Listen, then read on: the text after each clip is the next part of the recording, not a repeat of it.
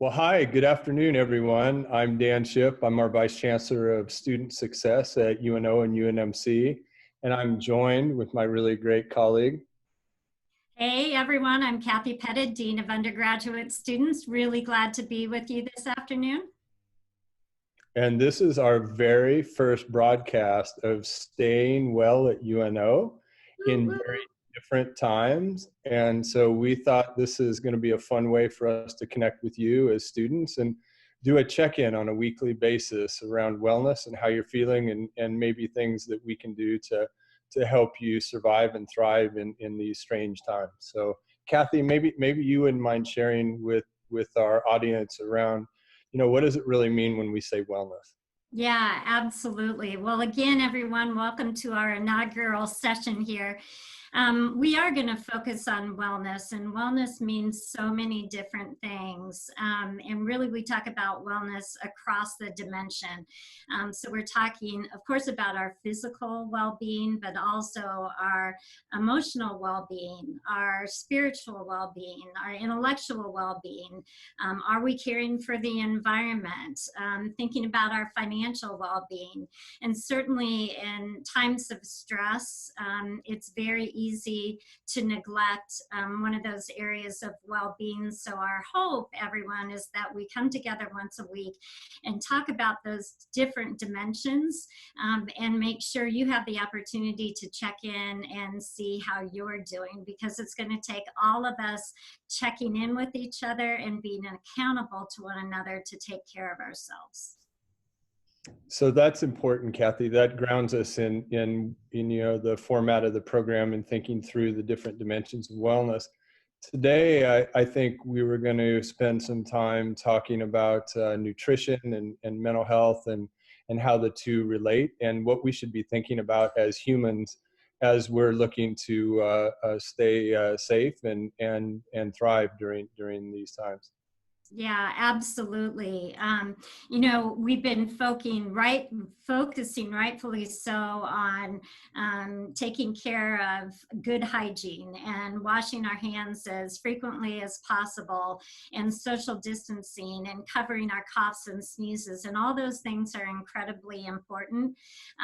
But there are also other things that we need to do that can lend themselves to us feeling better. And one of those is our nutrition. Many people have a reaction to stress as it relates to our relationship with food. Some of us eat everything that isn't bolted down, and others lose their app. Is that you? That's me too, and better watch out if it's potato chips. And there's my dog, Lucy, who enjoys potato chips too. But sometimes we need to really be paying attention to how often we're eating, what we're putting into our bodies, and also, are we moving? So I just have a few strategies for us to think about when we're sitting here working on our computer, doing all of our Zoom classes and meetings, making sure that we're literally reminding ourselves to get up and move around. That's critical. Another thing that we need to do is make sure we're drinking a lot of water. Keeping our water bottles by us so that we have a visual reminder that we need to be drinking water. Third thing that we need to be thinking about is everything in moderation. Are we, every once in a while having the snacks that make us feel good and that we enjoy as junk food, but also are we getting healthy calories into our body?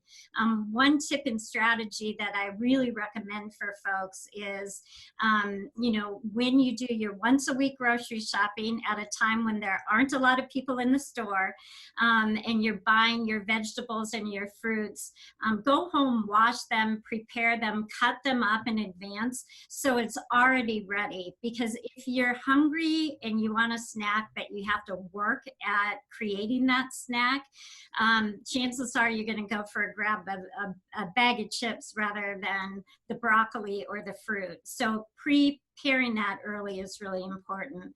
So nothing too profound, but those are a few tips and strategies to think about our nutrition in terms of what it's doing for our body, which is giving us energy to get through a stressful time.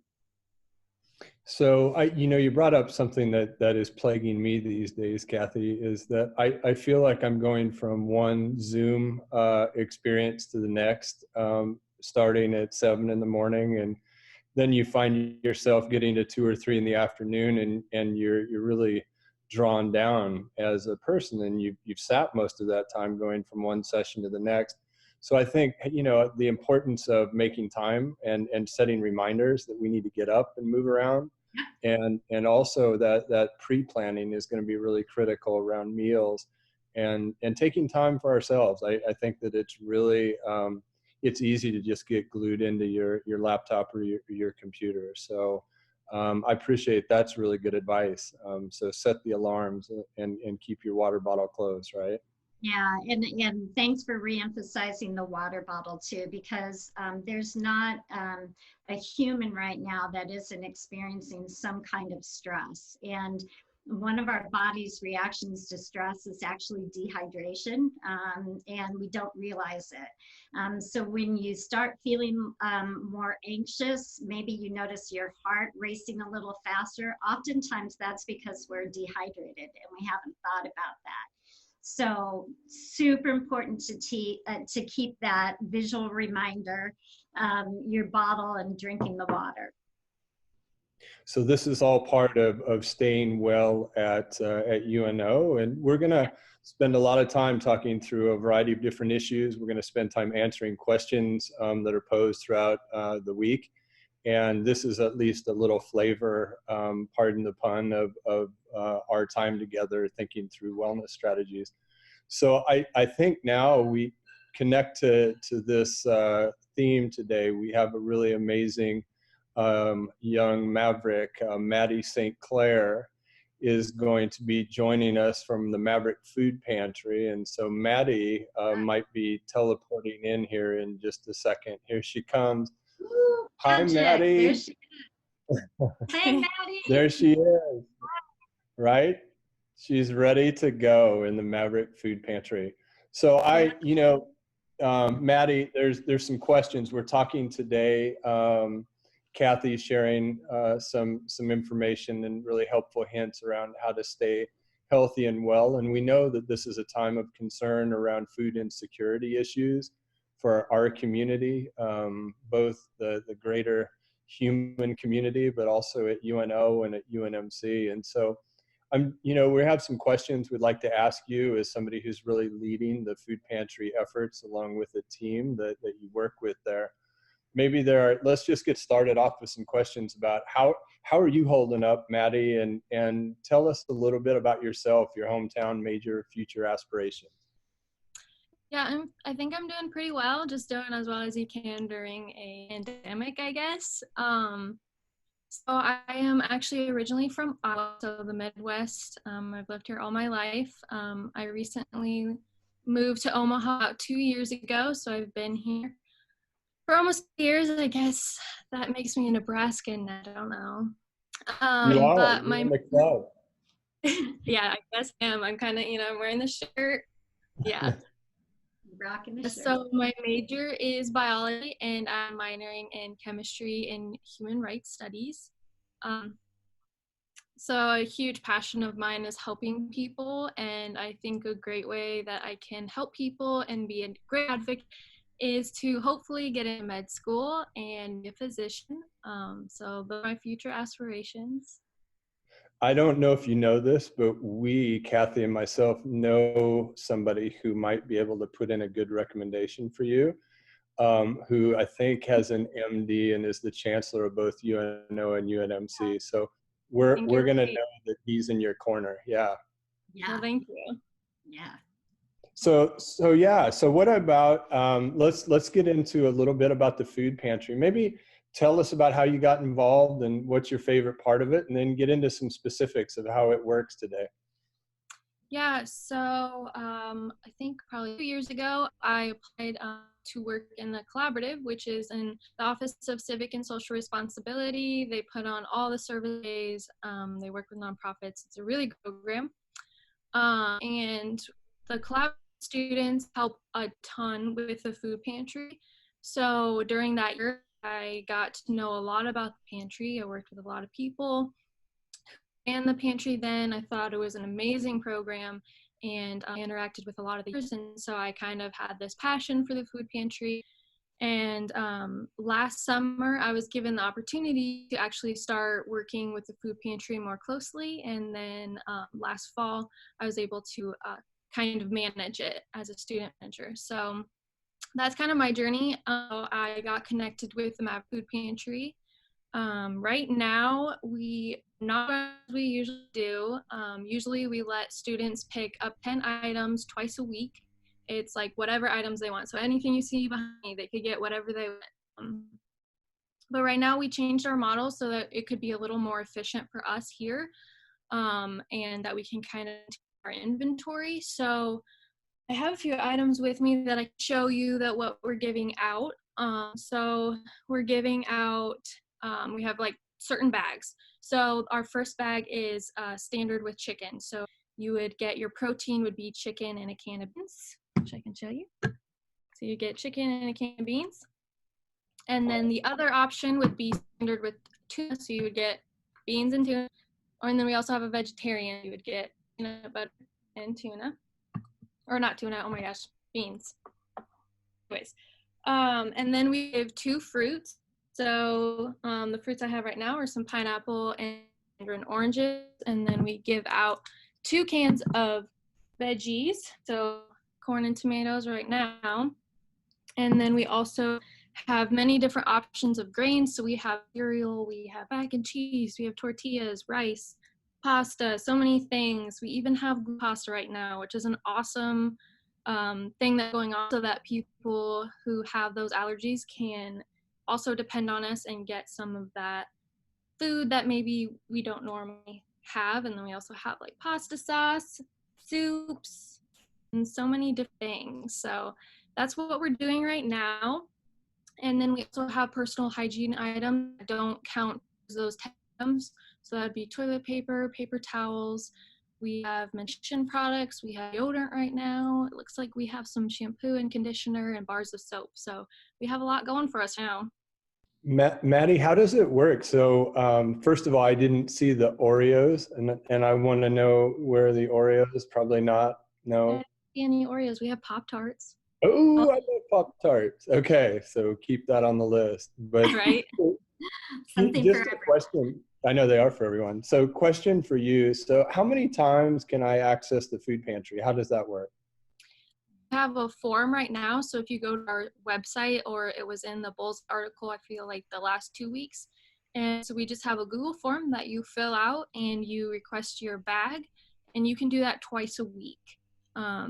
Those bags usually contain about 2 days worth of food.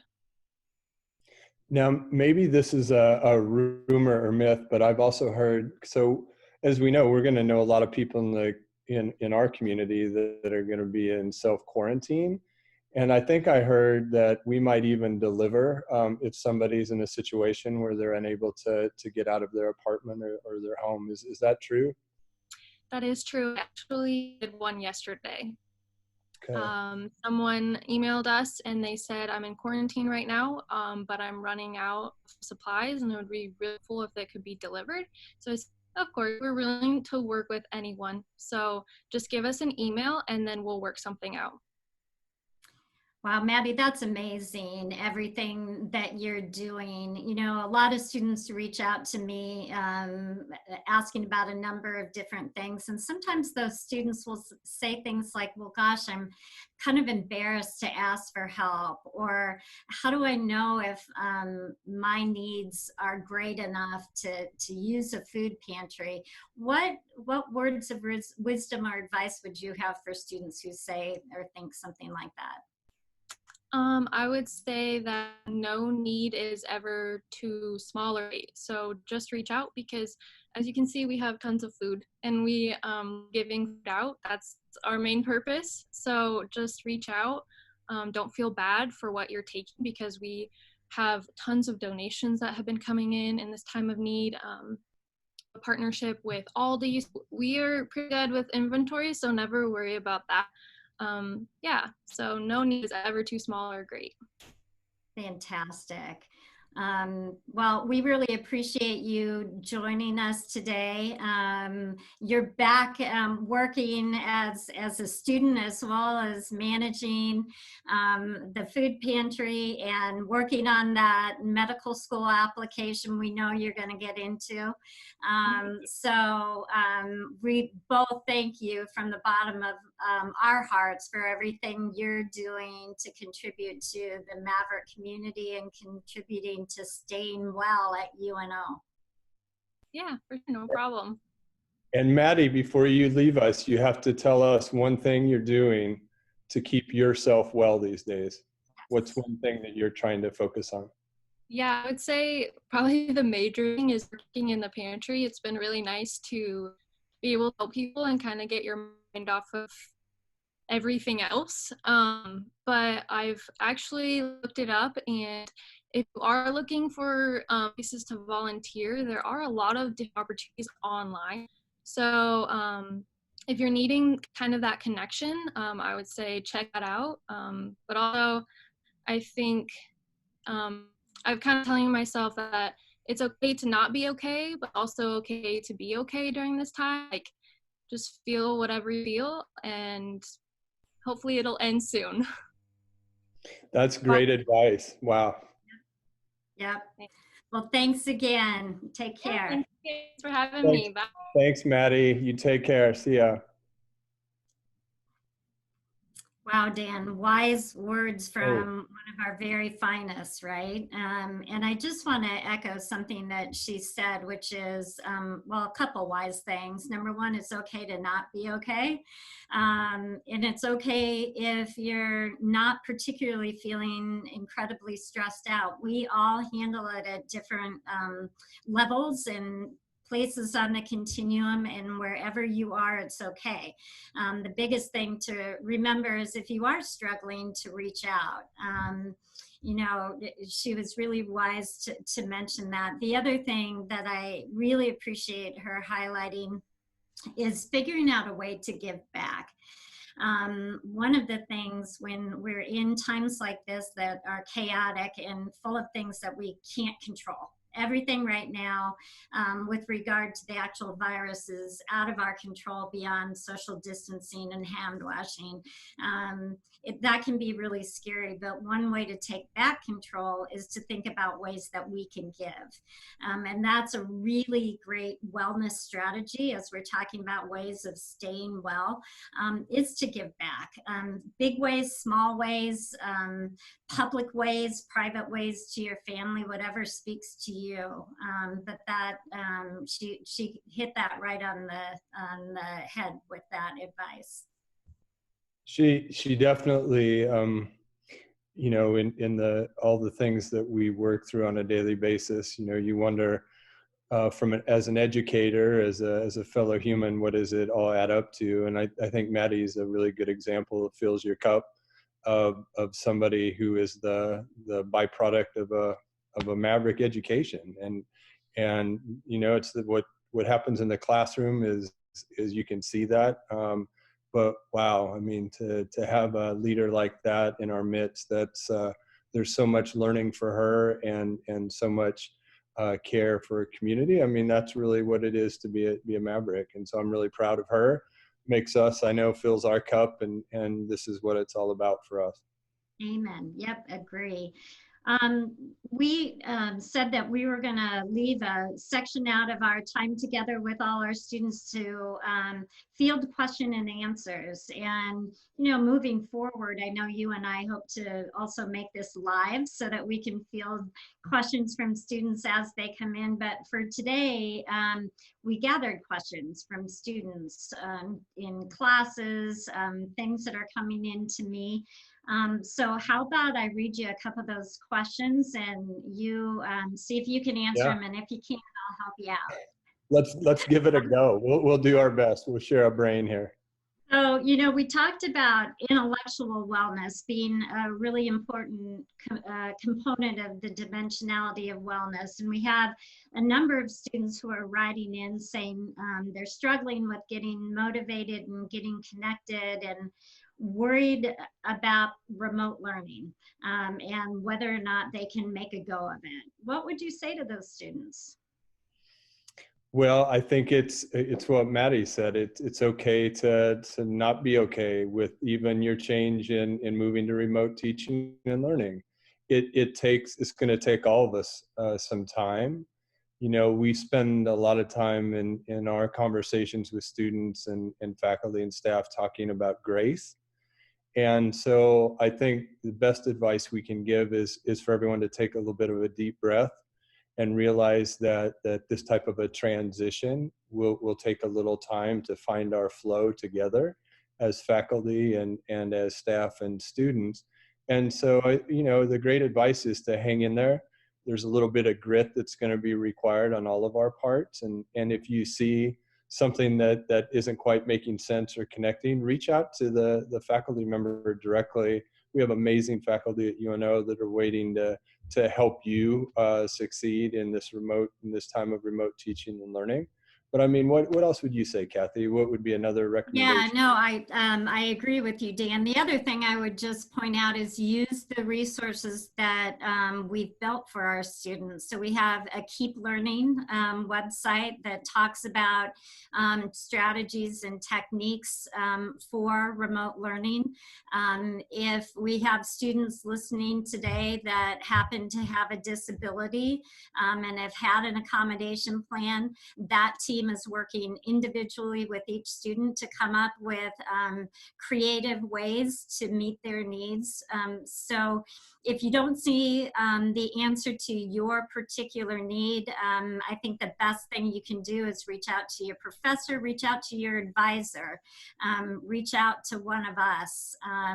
That's what it's going to take right now. The worst thing to do is to suffer in silence. Yeah. Right. So that gets into leaning in, right? And knowing that there's a lot of people that all we're doing day and night is thinking about how to make this a great experience for you as a student. And sometimes we might not get it right. And so we're willing to puzzle through and think through how to improve and do things better right along with you. So use your voice and reach out to us for sure. Cathy, here's a question for you, maybe a zinger. Is we get and especially now, right? What happens if I get sick, and how am I supposed to navigate that as a student? I'm worried about that. Or what if a family member, a friend is sick, and that's going to occupy a lot of my time and attention? How do I navigate that? Right, great question. Well, the first thing is to the best of your ability, maintain communication with your faculty. If you're in a class and you need to take a pause for a few days, just let your professors know what's going on. We also have procedures in place if it's going to be longer. If a student, for example, needs to be out for a week, heaven forbid a student might need to be hospitalized. We work with accessibility services for what's called under medical supervision, which allows the student to make up lost work during the time that they were under medical care.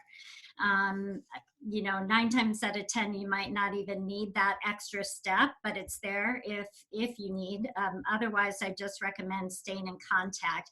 I know that our senior academic Vice Chancellor, Dr. Sasha Kopp, has really encouraged everyone, all faculty, to be flexible during this unprecedented time. And it's been amazing for me to see just how open and flexible everyone is trying to be as we navigate uncharted waters. Oh, see, Dan, you're on mute, my friend. I know. I bet I was just thinking when you said that's probably what most people would prefer, right? On our Zoom calls all day. Like, would that person please press the mute button?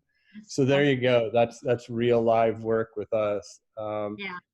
Here's another question, Cathy, that came in this week. I know we've heard it from students a number of times. With the closing of public schools, I've had to pick up additional responsibilities at home. Can UNO help me with balancing these added responsibilities? This is really tough. It is tough, and we're all navigating that. So many of the wonderful colleagues I work with, we've had meetings where they've had children sitting on their lap, and it's hard to multitask. And the great myth is that our brain multitasks well. It doesn't.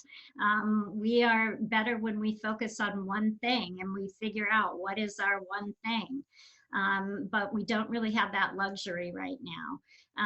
So I would almost echo exactly what I just said about if you fall ill. It's about communication. It's about letting folks know what's going on. And it's about leaning in and asking for help. Not all of us are good at asking for help. We're good at offering help, but we're not good at asking it. And this is a time where we need one another. No one is invincible. No one can get through this without the support of other humans around us. So to the extent that we're able with social distancing, we ask for that help with our schedules. If we're navigating, trying to teach our children math and fractions, and the next hour I have to have a budget report prepared. That's tough. And so that concept of extending grace to one another and flexibility. And one thing that's been my sort of steadfast phrase with everybody I work with right now is do your best, and your best is not going to probably be up to your standard right now. And that's okay. We're not, perfection is never a realistic thing. And especially right now, that's wasted energy. You do your best, and then you turn to others to give you feedback and to lift you up where you have those rough patches. Maybe one more question that we have time for, at least this week, and we'll get to more, and we'll definitely leave you with a way to continue to send in your questions to us. One of them that continues to come up is the idea of sleep's really tough these days. And we know how critical sleep is to overall well-being. And so any tips, Cathy, that you can share around how to puzzle through sleeping better these days? I do, Dan, and folks, I'm hoping that we can at some point in the future really make a whole webcast about this particular topic because it's critical. I'm guessing that a person who's listening right now hasn't had some sleep disturbance. I'm hearing from people who've had vivid dreams or who seem to be waking up every hour on the hour. And part of that is because our routine that is so critical to good sleep hygiene, our routine has been upended. So one of the best things that we can do for our sleep cycle is to fight for that routine again. The other thing, if you have the luxury of leaving your bedroom, save your bedroom for sleep only. Do not be doing your homework, having Zoom meetings, anything else in your bed. You want to condition the body that your bed and your pillow are for sleeping. The more activities that we do in our bed, the less inclined we're going to have good sleep. So that's a sort of a practical tip. Another practical tip is, there's some of us who like those night lights and such, but research really does show that if you can have a colder room and a darker room, we tend to sleep better. But honestly, some of the best things we can do is to keep that routine. Try and go to bed at the same time, try and wake up and get up out of bed at the same time. And I recognize that's a tall order right now when everything seems topsy-turvy. Going to bed at night isn't the best time to think through my linear equations, Cathy. Is that probably not the right time? Yeah. Absolutely. And, the other thing that's so hard right now is limiting our screen time, but at least 45 minutes before your goal of closing your eyes and going to bed is shutting off the electronics to the best extent possible. Find a way to wind down, to distract yourself that doesn't involve electronics. That's a great time to break out the coloring books. Some of the fun things that you enjoyed as a kid, reconnect with play, but do things that don't involve electronics. And I do also mean gaming. Quit that so that you're literally giving your eyeballs and your brain a rest. Well, that's excellent advice, Cathy. So we're at the end of our, this is season 1, episode 1 of Staying Well at UNO. And so I just want to thank you, because I get to work with you on a daily basis, and you keep us forever reminded about how to think about staying well and the things that we can do as individuals. And hopefully our students and the rest of the campus community will benefit from a little bit of time every week to listening in and sharing some of these really great stories. I think Maddie, it should be uplifting to the campus. Right. So to our listeners, we'd love to hear from you. We have an email set up. Email us at stayingwell, all one word, at unomaha.edu. Send us your questions. Let us know if you'd like to be on the webcast at some point. If there's a topic you'd like to talk about, or you think you have something to share, we'd love to be able to have folks on and share everybody's stories, because truly we're all in this together. Well, I think our message is stay well, stay connected to each other. Let's outcare the rest of the community, right? So let's show that Maverick spirit. Thanks, everyone. Yeah, go Mavs.